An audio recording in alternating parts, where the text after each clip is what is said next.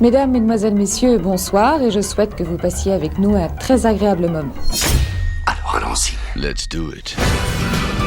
I have good news for you. C'est de la Formule Express. J'adore ça. Ah bon? Oh, fais pas chier. On essaye? Allez.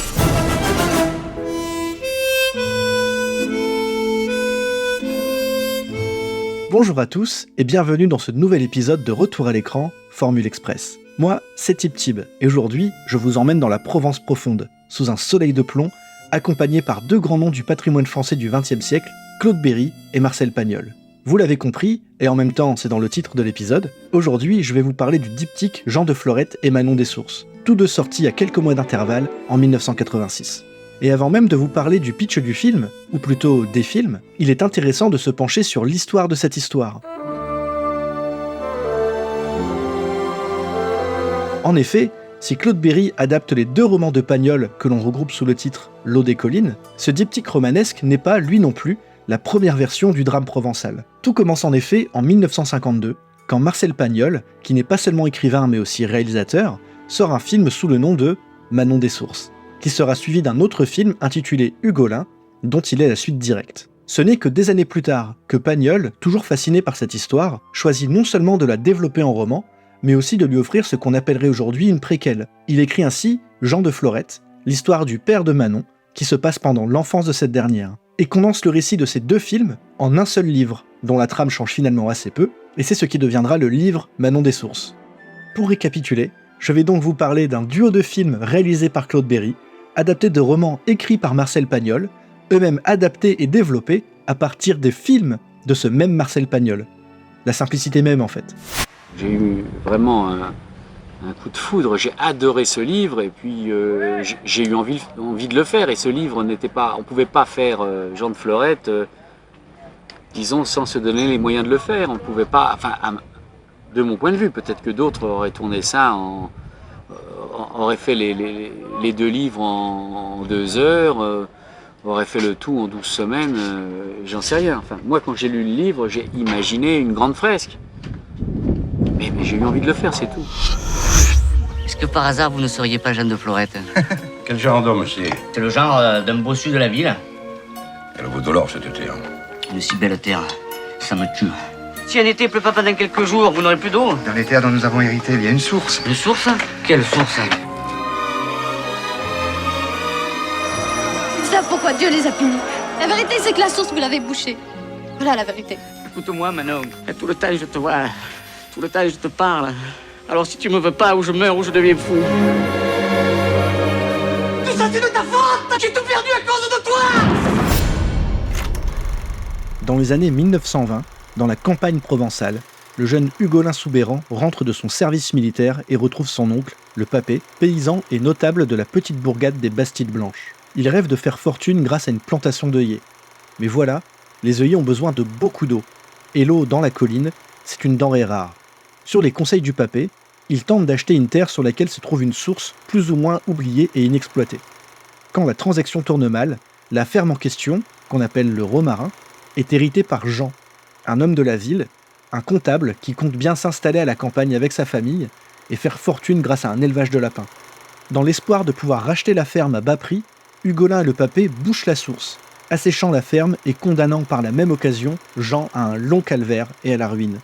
Trop passionné et surtout trop têtu pour vendre, Jean insistera jusqu'à mourir à la tâche sous les yeux de sa fille Manon. Des années plus tard, Hugolin et le Papé ont réussi à faire prospérer leur exploitation d'œillets grâce à la ferme de Jean et à la source qu'ils ont débouchée. Manon, quant à elle, est devenue bergère, vivant de façon quasi sauvage dans les collines, et elle nourrit toujours une profonde rancœur pour les Soubeyran qui lui ont tout pris et ont tué son père à petit feu. Quant au hasard de son travail, elle découvre une source en amont de celle d'Hugolin.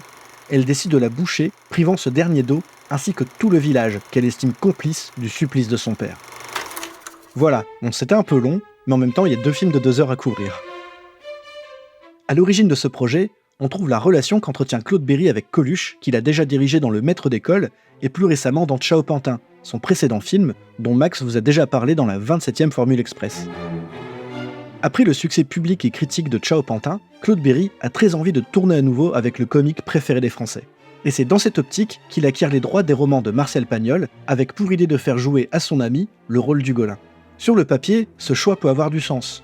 Hugolin étant un personnage de simplet, profondément naïf et au final assez proche d'un grand enfant, il peut donc ressembler à certains personnages déjà incarnés par Coluche, aussi bien dans ses sketchs que dans certains de ses films.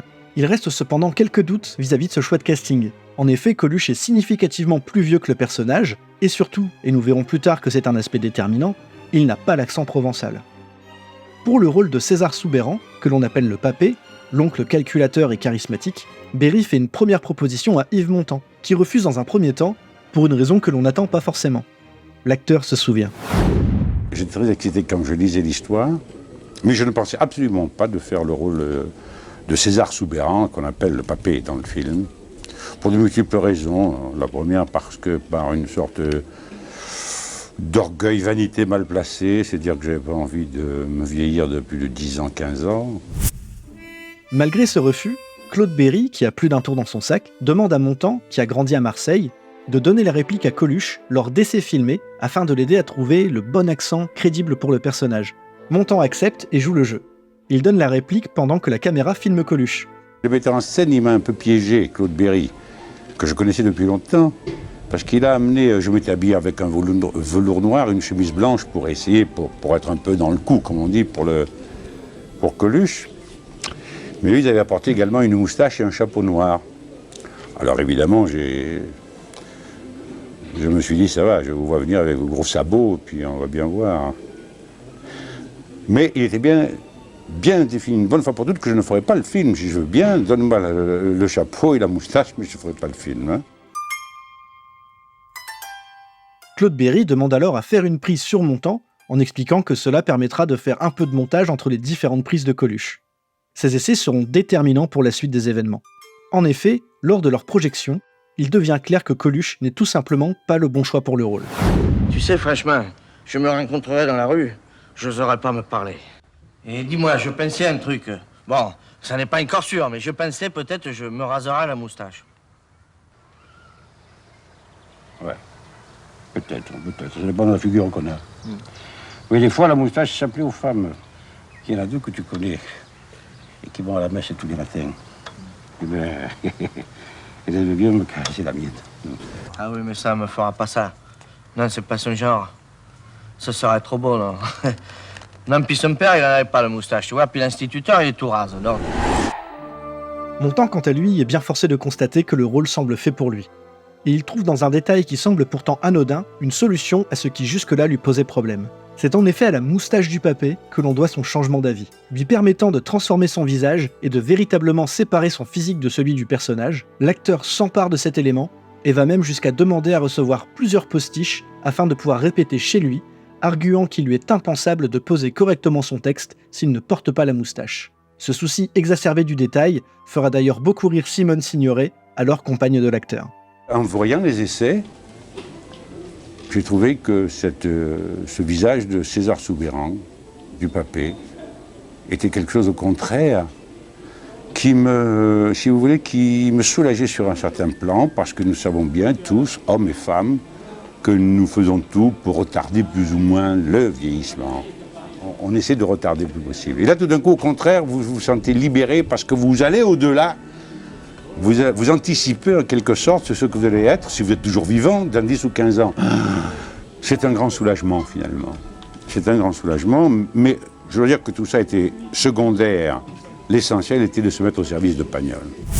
Si cette session d'essai avait à la base pour but de rassurer le réalisateur sur le choix de Coluche pour le rôle d'Hugolin, l'ironie voudra que ce soit tout l'inverse qui se produise. Berry se retrouve donc sans Coluche, et donc sans Hugolin, mais avec un autre acteur de poids dans le rôle iconique du Papé. Cependant, le rôle d'Hugolin ne reste pas longtemps sans acteur pour l'interpréter. En effet, très vite, le nom de Daniel Auteuil est évoqué. Si l'acteur n'a pas encore de rôle dramatique à son actif, il est surtout connu pour des comédies, il a pour lui d'être originaire du sud de la France. Et il devra, pour ce rôle, retrouver son accent du sud, qui s'était efforcé de perdre pour pouvoir percer à Paris. Il fera des essais très convaincants et obtiendra le rôle sans grande difficulté. Quand je serai mort, tu habiteras ici. La maison des Soubeyran sera à toi. Mais jusque-là, je voudrais que tu t'occupes de chez toi, là-haut, à Massacan. Comme ça, tu pourrais le louer à quelques paysans. Ou le donner à un de tes enfants. Papy, pour avoir des enfants, faut avoir une femme. Et alors, c'est pas ce qui manque ici. Les filles, il y en a tant que tu en veux. Et qui se régaleront d'épouser un souverain. T'es la fille de Martial Chabert. Je parie que si tu voulais. Et Papy, j'ai pas de mulet puisque tu me prêtes le tien. J'ai pas de poule, j'ai pas de chèvre, parce que ça saccage tout. Je porte pas de chaussettes parce que ça me chatouille. Alors une femme, à quoi ça me servirait? Alors c'est le moment pour moi de faire un petit disclaimer. En effet, je suis sur le point de parler du travail de Gérard Depardieu sur ce film. Au moment où je fais cet enregistrement, le comédien fait l'objet de plusieurs plaintes pour viol et agression sexuelle, ainsi que de plusieurs témoignages accablants. Cependant, il est impossible de ne pas mentionner sa présence et sa performance, malgré les procédures judiciaires en cours. Claude Berry connaît bien Depardieu. Il l'a déjà fait tourner en tant que réalisateur, notamment dans son film Je vous aime en 1980, mais aussi en tant que producteur, notamment dans la comédie policière Inspecteur la bavure, avec Coluche dans le rôle principal et Depardieu qui incarne le grand méchant du film. Mais justement, pour Jean de Florette, ce n'est pas le côté gros dur de Depardieu que Claude Berry veut utiliser. Le personnage doit avoir un fin mélange de naïveté et d'entêtement. Pour que le film fonctionne, le spectateur doit absolument entrer en empathie avec ce personnage enthousiaste et lumineux, afin que dans la seconde partie, son entêtement acharné soit vécu comme une tragédie, et non comme un défaut qui ferait mériter son sort au personnage. Cette descente aux enfers, ce sont les deux femmes de la vie de Jean qui en sont les premiers témoins. Sa femme Aimée, qui est interprétée par nulle autre qu'Élisabeth Depardieu, compagne à la ville de Gérard, et sa fille Manon, interprétée par la toute jeune actrice Ernestine Masurona, dont ça restera le seul rôle au cinéma. C'est un joli endroit quand même. Le chemin est mauvais, mais ça vaut la peine. On respire bien. C'est un coin de paradis terrestre. Alors c'est pour ça que vous avez loué cette vieille bastide? Je ne l'ai pas loué. Vous l'avez achetée? Ni acheté, ni loué. Et pourtant, je suis ici chez moi. Est-ce que par hasard vous ne seriez pas Jeanne de Florette? Il est exact que je m'appelle Jean et que ma mère s'appelait Florette. Mais mon nom est Jean Cadoré. Et si vous étiez né ici comme votre pauvre mère, on vous appellerait Jeanne de Florette. Comme c'est joli. Ce serait un beau titre pour une chanson, ou même un opéra comique. Puisque le deuxième film du diptyque se passe 10 ans plus tard, pour Auteuil et Montand, il ne s'agit que d'une simple histoire de maquillage. Mais pour le rôle de Manon, qui est central dans le deuxième film, il faut bien évidemment caster une comédienne adulte. Berry estime que le personnage de Manon est avant tout caractérisé par sa douleur. Il ne veut donc pas d'une ingénue. En effet, pour lui, cette jeune fille porte en elle le calvaire de son père, auquel s'ajoute un profond sentiment d'injustice. Elle est condamnée à voir les Soubeyran prospérer sur les terres qu'ils ont volées à son père. Pour interpréter ce rôle qui doit porter à la fois une certaine innocence et une vraie rage, le choix se tourne vers la jeune comédienne Emmanuelle Béard, qui a alors 23 ans et qui s'est déjà faite remarquer au cinéma, notamment dans L'amour en douce d'Édouard Molinaro, où elle partage déjà l'affiche avec celui qui est aussi son compagnon à la ville, Daniel Auteuil. Allez, viens, Galinette. Mais c'est pas vrai, il ment! La vérité, c'est que la source, elle a toujours existé. La vérité, c'est que la source, vous l'avez bouchée. Voilà la vérité. Mais pourquoi aurait-il fait ça? Pour la payer une bouchée de pain. Sans eau, cette ferme ne valait rien. Mon père est mort par la faute de ces assassins. Le casting ainsi composé, et avec un budget impressionnant de 110 millions de francs pour les deux films, c'est un tournage marathon de 36 semaines qui peut commencer, pendant lequel les deux films sont tournés en même temps. Xavier Castano, premier assistant réalisateur sur le film, se souvient d'un tournage éprouvant. Je crois que j'ai fait 32, 33 semaines de plan de travail, on a fini à 36, donc voilà, le dépassement n'était pas gigantesque, et donc mois de tournage. C'était donc relativement long, donc vous avez déjà plus d'une année de préparation avant, à l'époque on préparait beaucoup. Et les deux films, on les tourne ensemble. J'avais des journées dans mon plan de travail, je faisais Jean de Florette le matin et Manon Dessources l'après-midi. C'était des rapports de décors, des saisons, dans l'histoire il se passe beaucoup de choses. D'abord vous avez des lapins, après vous avez des œillets, au moment. Et puis les lieux. Donc oui, ça c'est sûr. Les acteurs, le changement de maquillage, de coiffure, de costume, on a fait des fois le matin, l'après-midi. Et c'est vrai que sur la fin, Claude, je me souviens plus, au bout de 20 semaines, au bout de 20 semaines de tournage, Pierre Grostein me dit un jour, écoute, Claude, Il râle, il s'ennuie. On tournait 6 jours par semaine à l'époque, hein, donc on tournait le samedi. Pendant les 3 premiers mois de tournage, on a repéré tous les dimanches. On a fait du repérage avec Claude tous les dimanches. Parce que comme ça, on se retrouvait en fin de matinée, on allait déjeuner, on faisait un peu de repérage, et puis il rentrait, il faisait la sieste, et tout d'un coup, le dimanche passait mieux. Pendant 12 semaines, hein. Je me souviens, je me suis fait non-stop. Les 3 premiers mois, vous n'arrêtez jamais, mais parce que Claude, il avait besoin de ne pas sortir du film, en fin de compte. Si le tournage est une épreuve d'endurance pour toute l'équipe, Daniel Auteuil se met lui une pression supplémentaire. Devant tenir face aux 2 comédiens de la stature de Montand et Depardieu, le jeune acteur vit un tournage tendu. Cependant, ses efforts portent leurs fruits, et bien qu'il soit parfois taquin avec son jeune collègue, Yves Montand est bien forcé de constater que Daniel Auteuil est en train de livrer une prestation impeccable. On n'a pas eu Coluche, bon, je regrette parce que j'aimerais bien un jour peut-être faire un film ensemble, mais là, la découverte, qui n'est pas une découverte parce qu'il était déjà un comédien de renommée, notre ami Daniel Auteuil, mais là, dans le film, il est vraiment superbe, ça va être pour lui une chose assez extraordinaire, je crois. Mais enfin, n'en parlons pas avant, c'est pas la peine d'anticiper, c'est jamais bon de parler à l'avance, les gens sont majeurs, ils verront par eux-mêmes. C'est vraiment la première fois que cela m'arrive, de me dire, chouette, Daniel Auteuil va être formidable dans le film. Alors que généralement, bon, on est bien content que les partenaires soient bien. On me dit, bon, ça va, qu'ils bouffent pas. Là, pas du tout. C'est probablement d'avoir pris 10 ans, 15 ans de plus à travers le film qui vous fait... On participe, hein, mais bon, ça va. Hein. Si l'intrigue se déroule évidemment en Provence, le tournage, lui, s'étale un petit peu plus dans le sud-est de la France. La fameuse ferme du Romarin est par exemple située dans le petit village de Ribou dans le Var, et d'autres décors naturels sont éparpillés dans le Luberon, dans le Vaucluse et dans le Gard. Plusieurs intérieurs sont également construits en studio en banlieue parisienne. C'est par exemple le cas de la salle à manger du Papé, décor dans lequel, au début du premier film, il expose son envie de redorer le nom des Soubeyran. Tu as une idée de ce que tu veux faire? Peut-être. Parce que moi, j'en ai une. J'y ai pensé pour toi. J'ai tous les plans et j'ai calculé tous les frais. C'est quoi ton idée? C'est de refaire le grand verger Soubeyran. Surtout le plateau du Solitaire. Comme il était du temps de mon père. 200 figuiers, 200 pruniers, 200 amandiers de princesse, 1000 arbres, avec des raies espacées de 10 mètres. Ce serait beau comme une église. Et un vrai paysan n'y entrerait pas sans faire le signe de croix.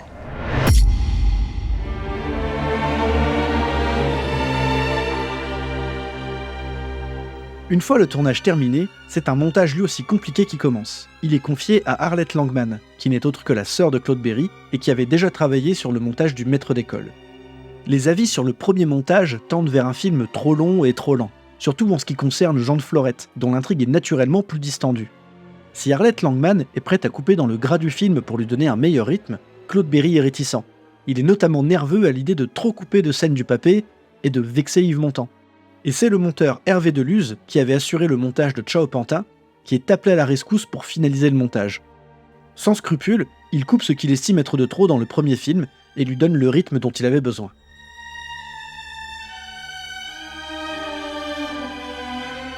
Pour la musique, Claude Berry se tourne vers le compositeur Jean-Claude Petit, qui avait jusque-là été un collaborateur régulier du réalisateur Gérard Mordillat, et qui composera par la suite la bande originale du Cyrano de Bergerac, auquel Nick a consacré un épisode express. Très vite, le compositeur trouve un leitmotiv qu'il fait jouer à l'harmonica. Ce choix peut surprendre, tant l'harmonica est habituellement associé au western et à la culture noire américaine. Mais il est ici justifié dans la façon dont il rappelle à la fois la culture rurale et prolétaire.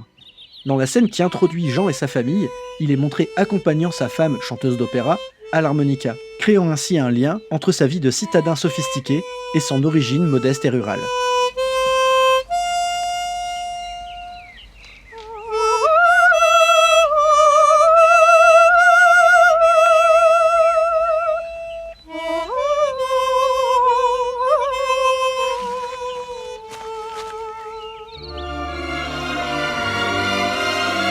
Autour de ce motif récurrent à l'harmonica, Jean-Claude Petit compose une musique orchestrale grave et tragique, comme si le poids de l'orchestre écrasait le pauvre petit instrument qui semble ne pas y être à sa place, mimant ainsi la dynamique du film.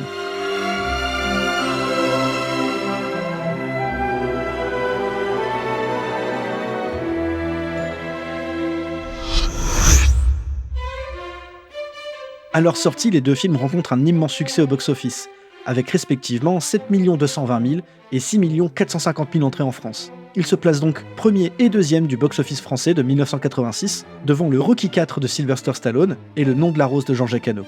Le diptyque réalise aussi de jolis scores aux États-Unis, où chacun des films réalise plus d'1 million d'entrées. En plus de ce très joli succès populaire, les deux films sont aussi couverts de récompenses, avec notamment Daniel Auteuil qui reçoit le César du meilleur acteur pour sa performance dans le diptyque. La dernière Coupe du Monde de football avait révélé un grand joueur, Philippe Papin. Et chaque fois qu'il en avait l'occasion, il marquait un but pour son équipe. Seulement, c'était Platini et Giresse qui lui passaient la balle. Et il lui passait avec une telle science qu'il ne pouvait pas faire autrement que de marquer le point. Moi, c'est Yves Montand, Gérard Depardieu, Claude Berry, Marcel Pagnol, Emmanuel Béard, j'y tiens, Bruno Nuiten et Michel Deruel, qui m'ont passé la balle. Ils me l'ont passé avec une telle générosité, une telle amitié, que franchement, je ne pouvais pas faire autrement que d'être là ce soir avec vous. Emmanuelle Béard reçoit quant à elle le César de la meilleure actrice dans un second rôle pour sa performance dans Manon des Sources. À la cérémonie britannique des BAFTA, Jean de Florette reçoit la récompense de meilleur film, qui lui avait échappé au César au profit du Thérèse d'Alain Cavalier, ainsi que la récompense du meilleur scénario adapté et celle du meilleur acteur dans un second rôle, encore une fois pour Daniel Auteuil. L'énorme succès des films aura aussi pour effet de relancer un véritable engouement autour de l'œuvre de Marcel Pagnol, et on verra sortir quelques années plus tard un autre diptyque, réalisé celui-ci par Yves Robert, avec La gloire de mon père et Le château de ma mère. Dans les années 2010, Daniel Auteuil reviendra lui aussi vers l'œuvre de Pagnol, en adaptant dans un premier temps La fille du pusatier, en 2011, et en réalisant lui aussi un autre diptyque, décidément, en adaptant Marius et Fanny, tirés à la fois des pièces de théâtre et des films de Marcel Pagnol. Jean de Florette et Manon des Sources ont tous les deux fait l'objet d'une très belle restauration en 4K en 2017, à partir des négatifs originaux, et ils sont disponibles dans de très belles copies en Blu-ray. Pour ce qui est des plateformes, au moment de cet enregistrement, les deux films sont disponibles sur MyCanal, mais j'ai remarqué au cours des années qu'ils font partie de ces films qui ont tendance à tourner de plateforme en plateforme, et on les retrouve en général alternativement entre Netflix et Disney+. Alors mon rapport à Jean de Florette et Manon des Sources, il est à la fois assez récent et finalement pas tant que ça. Je me souviens les avoir regardés proprement pour la première fois quand ils sont ressortis en 2017, très probablement sur Netflix, et je me souviens, alors que c'était la première fois que vraiment je m'asseyais devant pour les regarder, m'être dit que j'avais déjà été exposé à ces films. J'en connaissais certaines images et certaines phrases. Certainement, quand j'étais enfant, mes parents ont dû les regarder, et j'ai dû m'y intéresser vaguement ou de façon un petit peu secondaire. Et donc, ces films, quand je les ai découverts en 2017, ce qui m'avait le plus marqué à l'époque, c'était leur écriture et notamment leur dialogue.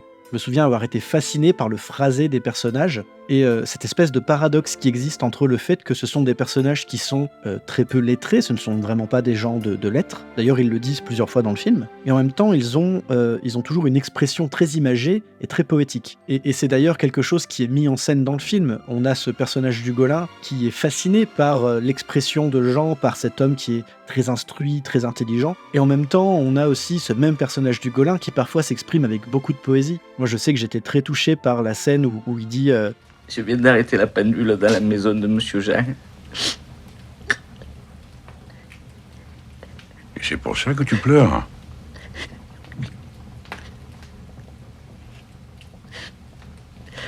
Et c'est pas moi qui pleure.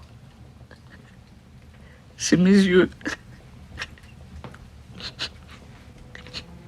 Et je trouve ça extrêmement touchant venant de la part d'un personnage qui se considère lui-même comme relativement peu intelligent et qui est capable de sortir des répliques avec une telle poésie. Moi, c'est toujours quelque chose qui m'a beaucoup touché. Une autre raison qui fait que j'aime beaucoup revoir ces films encore aujourd'hui, c'est la qualité de leur image. Moi, je trouve que c'est des films qui n'ont absolument pas vieilli visuellement, ni scénaristiquement d'ailleurs. Alors ça tient évidemment beaucoup du travail de Bruno Nuiten, qui était le chef opérateur à l'époque, et je pense aussi que la restauration qui a été faite en 2017 a été faite extrêmement soigneusement et permet d'avoir deux films aujourd'hui qui sont simplement magnifiques à regarder. Évidemment, l'autre aspect très marquant du film, c'est l'interprétation. Et évidemment, Daniel Auteuil est génial et il mérite largement ses récompenses, mais en ce qui me concerne, le personnage qui me marque le plus, c'est le papé, interprété par Yves Montand.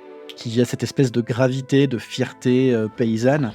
Quand on a commencé d'étrangler le chat, il faut le finir. Crois-moi, va. J'ai fait une petite réussite cette année, il va continuer. Et l'année prochaine, il recommencera. Ça sera un malheureux toute sa vie, voilà. Alors, avec l'argent que je suis tout bienveillant à lui donner, il pourra retourner s'installer en ville. Si on n'aide pas avec le mulet, crois-moi, dans le fond, on lui rend service. Sans vouloir vous spoiler la toute fin du film, il reçoit une certaine révélation assez tard, et la façon dont il reçoit cette révélation, ce qui se passe sur son visage à ce moment-là, je trouve ça simplement exceptionnel en termes de subtilité de jeu d'acteur. Et avant de vous laisser, je voulais vous parler d'une toute dernière chose à propos de ces deux films. C'est le rapport qu'ils entretiennent dans ma tête avec une autre saga du cinéma américain cette fois-ci, puisque pour moi, Jean de Florette et Manon des Sources sont assez proches, thématiquement parlant, du Parrain de Francis Ford Coppola. Alors ça peut en faire bondir certains, puisqu'évidemment on n'est pas du tout dans un film de gangster et esthétiquement ça ne ressemble absolument pas. Mais pour moi il y a des liens qui sont assez forts, notamment la thématique évidemment de la famille, de la loyauté, de la trahison, de l'orgueil, et aussi toute cette étude de la face un petit peu cachée des pays dans lesquels les films se déroulent. Alors une autre chose qui les rapproche, ce sont évidemment leur ampleur. Ce sont à la fois des grandes fresques et des histoires très personnelles, et cette tension entre cette volonté de raconter une grande et une petite histoire, c'est quelque chose pour moi qu'on retrouve dans les deux sagas. Et c'est une idée qui s'est un petit peu imposée à moi quand j'ai revu ces films il y a quelques années, et que je formule un petit peu de cette façon. Est-ce que finalement, Jean de Florette et Manon des Sources ne seraient pas ce qu'on a de plus proche du Parrain dans le cinéma français ? Alors n'hésitez pas à me dire, que ce soit à travers les commentaires ou sur nos réseaux sociaux, ce que vous pensez de cette réflexion, ou ce que vous pensez des films en général. C'est aussi l'occasion pour moi de vous rappeler que tous les épisodes de Retour à l'écran dans tous leurs formats sont disponibles sur toutes les plus grandes plateformes de podcast, ainsi que sur YouTube. N'hésitez pas à engager la conversation avec nous, on sera toujours ravis de discuter avec vous de ces films qu'on adore. Voilà, c'est la fin de cet épisode de Retour à l'écran express sur Jean de Florette et Manon des Sources. Il ne reste plus pour moi qu'à vous dire au revoir et à très bientôt. Si je devais résumer ma vie aujourd'hui avec vous, je dirais que c'est d'abord des rencontres. C'est vrai que je ne vis que pour le cinéma. Pour être aimé, il faut être aimable. Vous voulez un chocolat? C'était pas ma guerre. Back and full force. Quelle est votre devise? Je m'appelle Bond. James Bond. Vous délirez totalement là. C'est ça qui permet de voyager à travers le temps. La vie a plus d'imagination que nous. J'espère que je ne vous apprends rien. Vous êtes un mélancolique. Mélancolique, mon cul.